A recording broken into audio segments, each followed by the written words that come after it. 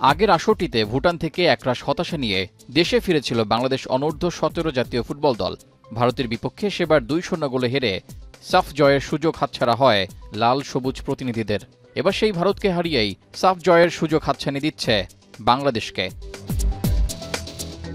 Group পর্বে 3 জয় ও সেমিফাইনালে নেপালকে 3-0 গোলে হারিয়ে ফাইনালে এসেছে ভারত। শক্তিমত্তায় তাই দলটিকে এগিয়ে রেখেছেন বাংলাদেশ দলের কোচ।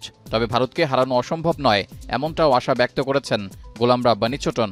খেলার জন্য আমাদের ছেলেরা এক্সাইটেড এবং মোটিভেটেড। তারা ইন্ডিয়ার মতো শক্তিশালী দলের এগেনস্টে খেলার জন্য পুরোপুরিভাবেই প্রস্তুত।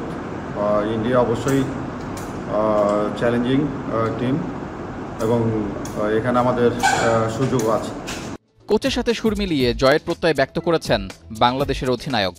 ইনশাল্লাহ আমরা আপনাদের প্রত্যাশা পূরণের মাঠে নামবো। আর ইন্ডিয়া বরাবরের মতোই শক্তিশালী দল, তবে আমরা বাংলাদেশের প্রত্যেকটা মানুষের প্রত্যাশা পূরণের জন্যই আমরা কালকে মাঠে নামবো। সবকটি ম্যাচ জয় নিয়ে ফাইনালে আসা ভারত ম্যাচের আগে আত্মবিশ্বাসে টইটম্বুর। আসরটির হিসাবেও এগিয়ে থাকবে দলটি। 10 বার অংশ নিয়ে এখন পর্যন্ত সর্বোচ্চ 6 বার চ্যাম্পিয়ন হয়েছে দলটি।